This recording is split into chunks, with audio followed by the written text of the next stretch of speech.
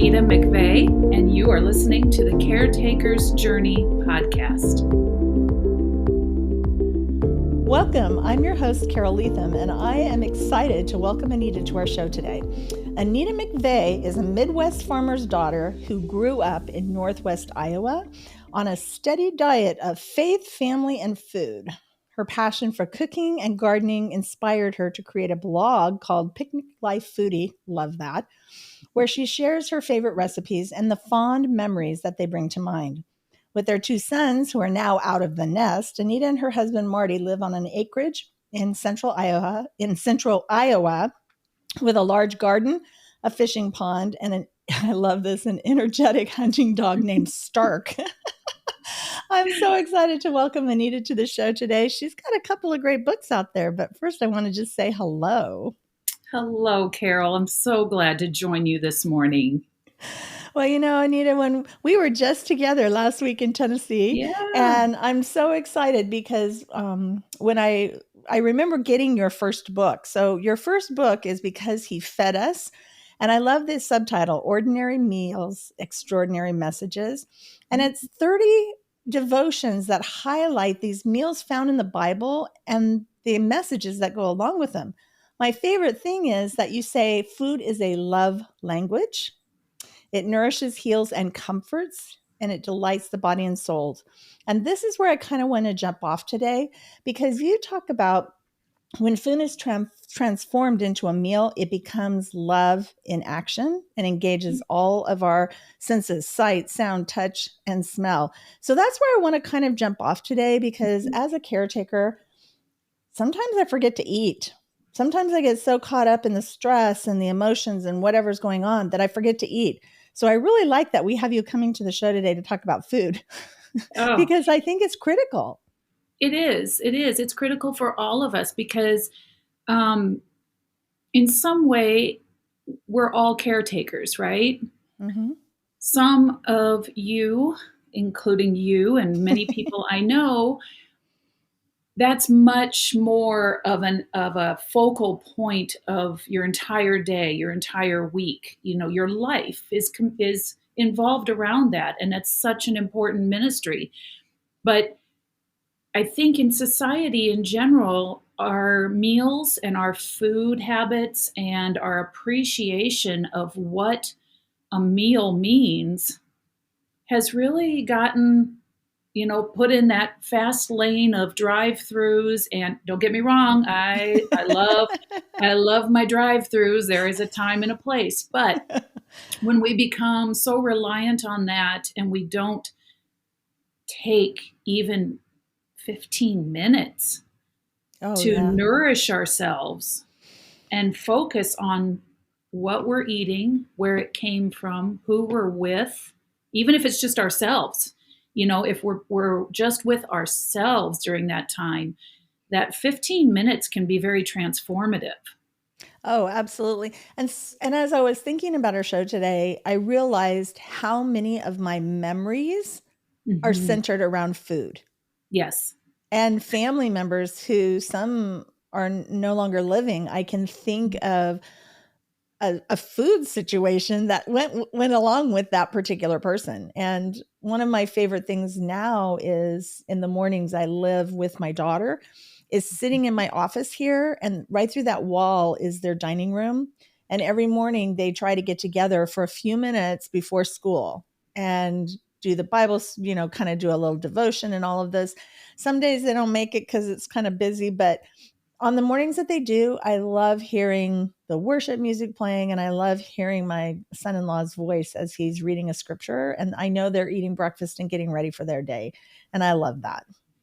Absolutely. I think that's beautiful. Not many people get to witness that type of family time among themselves. But as a grandmother, to see that is a very special blessing. Yes. I think that it's wonderful to hear that, because that's how I grew up. And I know that not everyone grows up the same. The more people I meet, I love hearing their stories and what they experienced versus what I experienced. And like you said, it's such a busy time because we are different than the generation we grew up in and the generations before, with everybody working and all the Yeah. activities and stuff. But I, I truly believe in my heart that this is part of, or it's something that we can do to really protect our family. Mm-hmm. And whether, and maybe family is different for everyone. And for sure, schedules are different for everyone. But finding that time that is dedicated to that, maybe it's once a week, Yeah. once a day is great, Yes, but and one of that's my favorite, beautiful. yeah, and the other thing that I really love when you said you love your drive-throughs, I have a 17-year-old and a 15-year-old I have a 17-year-old grandson, 15-year-old granddaughter that I live with, and Mhm. some part of my getting away and taking a break during the day is helping with carpool. And so Mm. my daughter will say, "Hey, can you go pick up the 15-year-old and take her here? Can you go get this, 17 and drop them off here?" And they're both very busy and active in high school. Yes. My favorite thing is when I pick my 15-year-old granddaughter up and she'll give me those beautiful blue eyes and she'll smile and she'll go, "Can we go through and pick up?" And I'm like, "Absolutely." I never say no. I never. Oh. I always, when I'm doing carpool, I always make sure I have time to go through that favorite drive-through that they have, because there's something special. Number one, about her asking. Number Mhm. two, about me saying yes. And Yeah. then the conversation that happens. And so I can imagine how important it is to just take those few minutes Mhm. and sit down. And so one of my husband's love languages is going out to eat. And Okay. so he's had a really rough year. He's had 3 major surgeries in 6 months. And Goodness. so I've already told him this morning that when I'm done recording with you, we're going to go to his favorite restaurant and sit down Ah.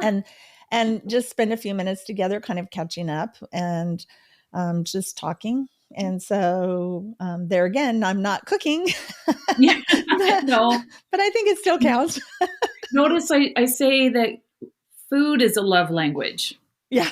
I didn't say cooking is a love, it's my love language, but, Yes, it is. I know that but about you. there are many, many ways. Yeah. Can I ask what, type of food is your husband's favorite? Um, he loves everything. Oh, He's after my own heart. yeah, so I don't I when I'm trying to think of something he won't eat, and part of the fun for him is, I'll just say, "What would you like to eat?" And then he'll pick. He has a Okay. few he likes routine. So it'll probably be one of a few restaurants. And since I Good. just came back from the South, Tennessee, I've had a lot of Southern food and he really loves Southern food. So I think he's craving that. So I have a feeling we're going to be going downtown to one of our favorite little places that does barbecue and Southern sides. And we sit outside in the sunshine, which it's beautiful here today. Oh, And that's so great. I'm sure that's what That's we'll be doing. I can probably lay odds that that's what we'll be doing. It sounds like a pretty great picnic.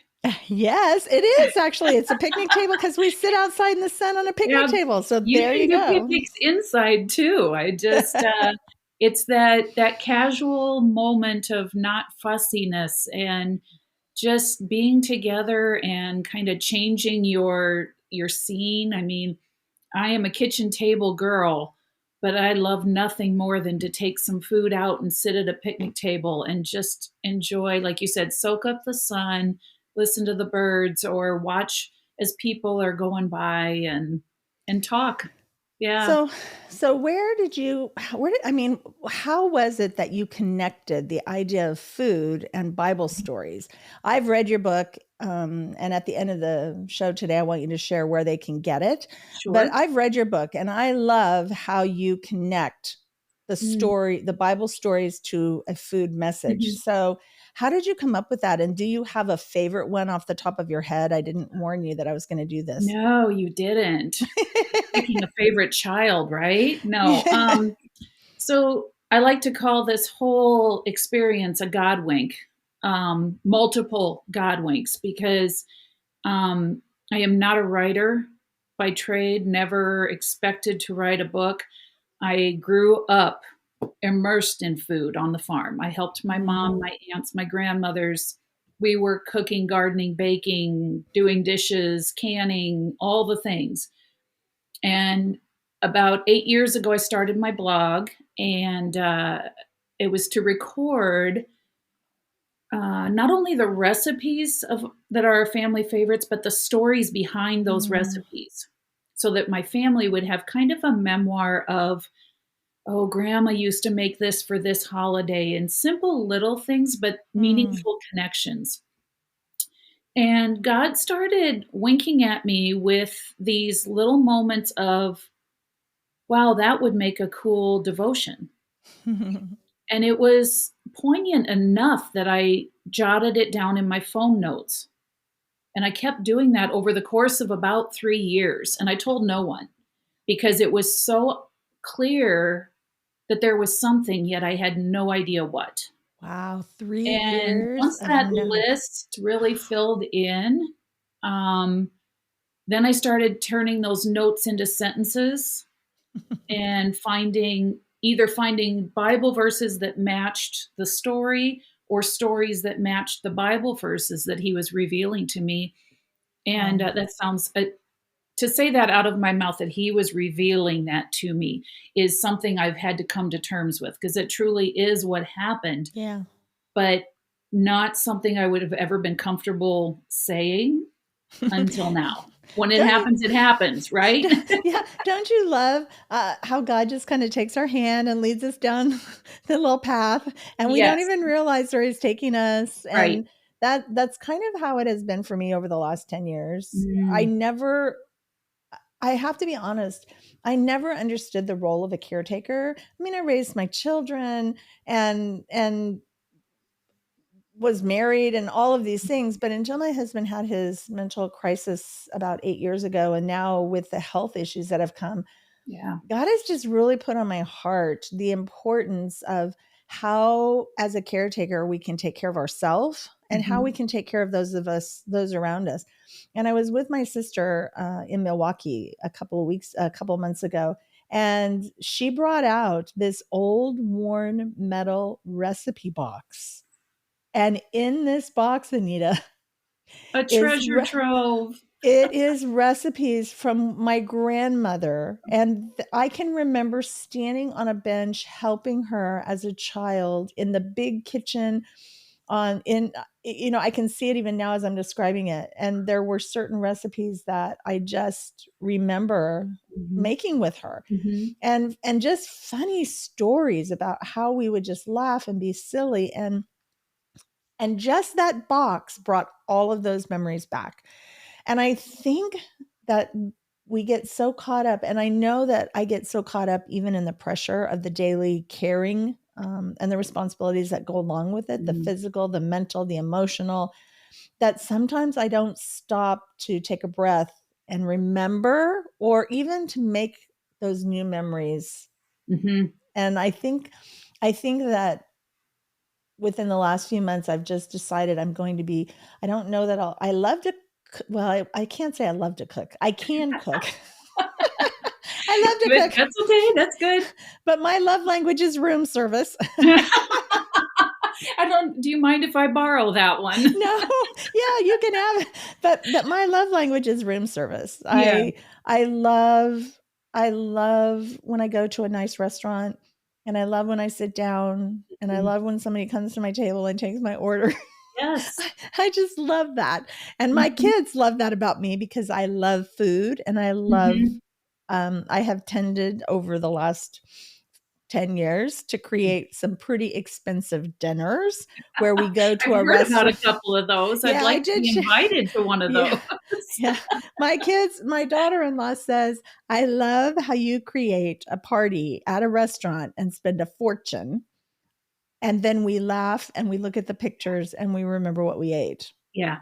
And I will tell you that my kids still talk about those.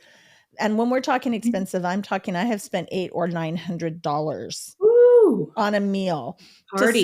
to celebrate something Yes. at a very special place. Yeah. And that to this day, my kids still talk about Mhm. that. Remember And when they we will long after you're gone. Uh-huh. I That agree. you're creating that memoir, that memory bank for them, that when they order something and the smell reaches them or the taste, and it triggers those wonderful memories, and those are the things, that's what, when we talked earlier about love in action Okay. and how it ignites the senses, that's when someone, there's a reason realtors bake cookies and bread in the house before people come to open houses, right? I I never thought It's about that. instantly making you feel at home. Wow. That makes sense. It does. I would have never put that together. Yep. And that's, I think we talk about spending time, a little more intention around eating, and the conversation that we can develop from that, from the simple question of, like, I've been asking my mom a lot of questions because we're in that phase of life where it's Mm, like I didn't pay enough attention. But, what did they serve you when you were in school? What did your lunchtime look like? wow. Things like that you think about the generational. I was blessed. I went to a small country parochial school for 4 years, and our cook, I'm telling you, the pizza in these giant rectangular pans, and her cinnamon rolls and all those things. It's just like, and she was a leap year baby. Oh, And so okay. every time we actually have a February 29th, I think of her. Wow. And there's just, like you said, with your grandmother, I bet you can picture that stool that you stepped Oh, on. absolutely. With Yeah. my little apron, I had a Yeah. little red and white apron that she would keep in the cupboard for, Oh, and I would put it on and I would get up and I would, she'd let me measure and whatever. yes. And, I think she would tell me stories about, and then she would tell Mm, me stories about how they would bake a casserole and they would take the casserole. And one time I actually got to go with her when she baked a casserole and yeah. took it to this lady who had just had a baby. And Yeah. I can't even tell you how old I was. I was probably 5, 6, 7 years old. And I realized that that's kind of a lost art in our Hmm. world today. Hmm. But I will tell you, Anita, I live in a casserole city. So, Yay. yeah, so my church, there's a lot of people in my church and especially in my life group that have brought casseroles. More often than not, they bring me a meal from a restaurant. But I'm telling you, it's something special when somebody shows up at your door Yeah. with a casserole that they've baked or a cake that they've baked. Yeah. And it makes you just feel, I kind of am attaching that to the love language that you're Hmm. talking about. Yes. It's like a calm, soothing, like Hmm. sitting there eating it. And so that makes sense. So I'm wondering, as caretakers, if you're not a caretaker and you're listening to this, I'm thinking it might be fun to make a casserole and take it to a caretaker. Yes. Somebody that maybe doesn't have a time to get out of the house and share that with them. I also Hmm. love that your second book is the recipes that go Yes. along with the first book. Yes, because you were kind of upset with me on the first book that it didn't have recipes, Yes, I was. and you were not alone. Yes, I'm like, Anita, where's the recipes? Exactly. So, so, yes, that so was the next Godwink in the series. I love that. Mhm. I love that. Was there something else that you would like to share with us? Is there a special Bible story? I don't know. I think we got off on that before you could tell me that. Is there a special Oh, Bible story that you would love to share kind of as we're closing out?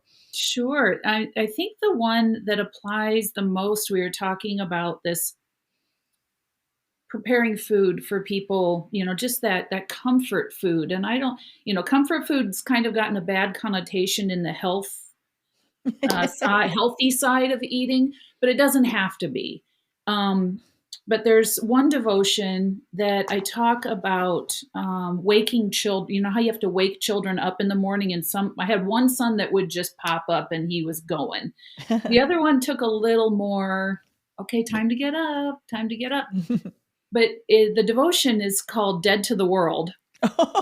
So it's this idea of having a hard time getting out of bed, waking up. and how sometimes just the smell of cinnamon rolls Oh, or yeah. that brewed, if you've got someone who brews your coffee for you and it reaches you and you're like, I can do this, right?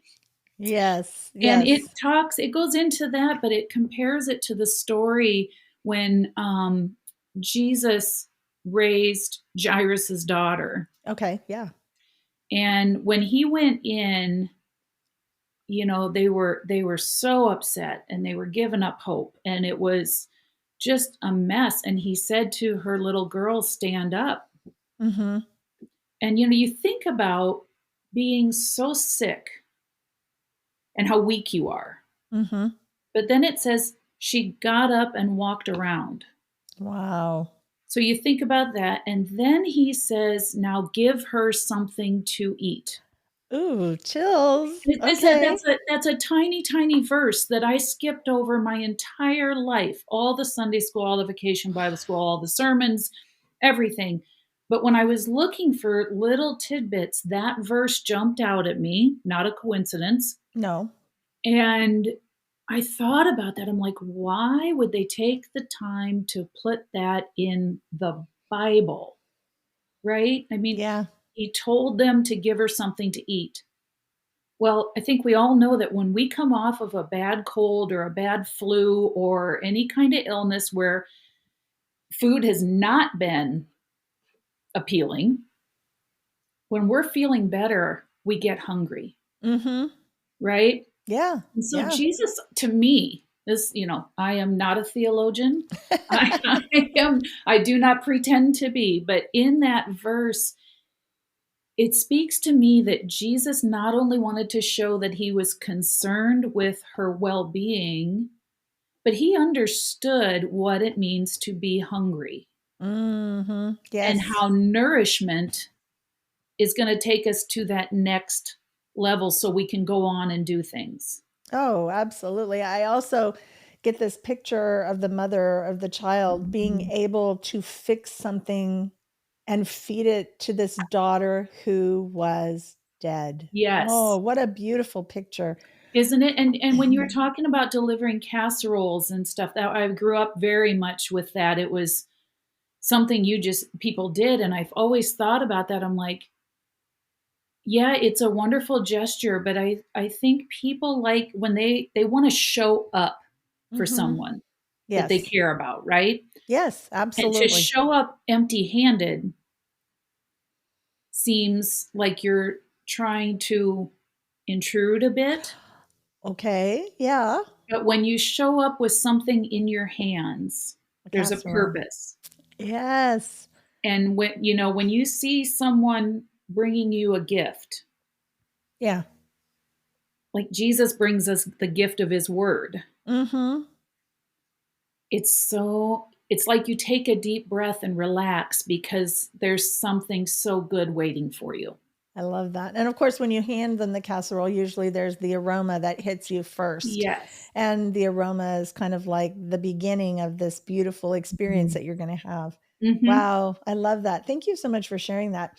So, I have a question for you, but before I ask you the question, Mhm. is there anything else you'd like to share with our guests, our listeners, before we get to my question that I ask everyone at Well, the end I of our will show? say the gift that I can give via podcast is that my favorite casserole recipe is in the recipe collection that of Okay. mine in the Okay. cookbook. Okay. And it is a wonderful one because you make it the day before and it sits overnight so you can deliver it unbaked. I love it. And then they can pop it in the oven and enjoy that whole, like you were saying, that sensory experience of it warming up and coming out of the oven, and hopefully have some leftovers too. So, okay, so before we share about where they can find your book and that Mhm. recipe, I always like to ask my guests at the close of every show, what are you going? Because I'm all about self care. Yep. I think that it's so critical that we do stuff to take care of ourselves as caretakers.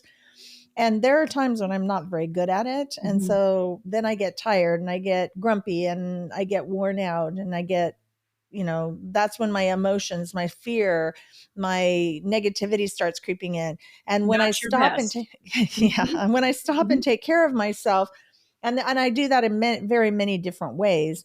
I always think, okay, I want to ask every guest at the close of every show, what are you going to do in the next 24 hours to take care of you? Well, we are blessed with the most gorgeous day here in Iowa.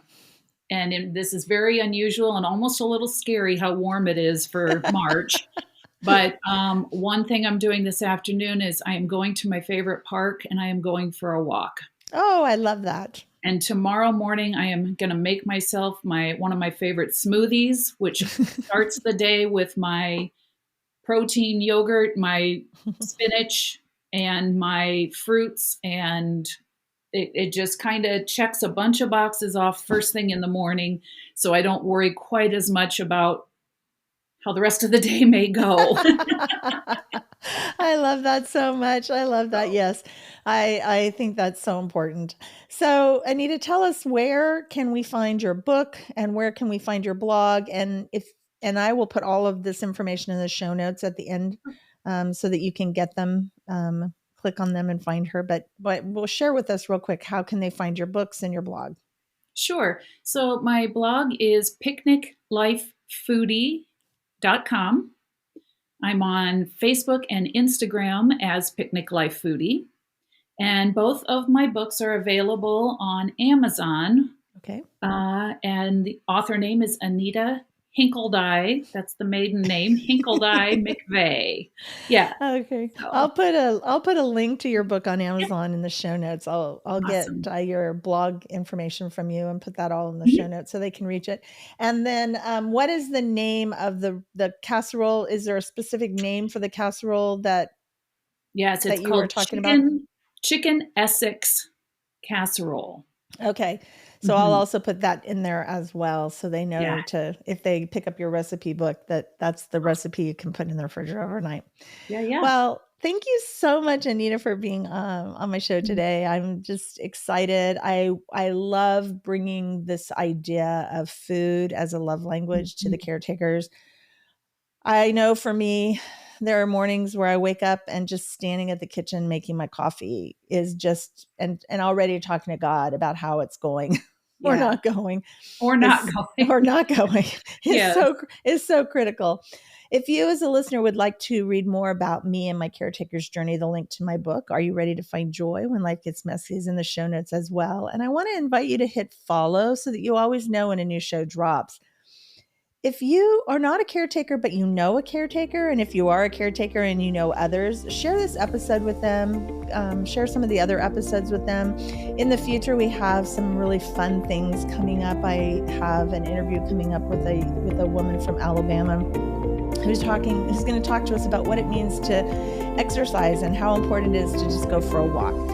But every week, the Caretaker's Journey will be back to have another meaningful conversation about what it looks like to be a caretaker. And until next time, it's all about him.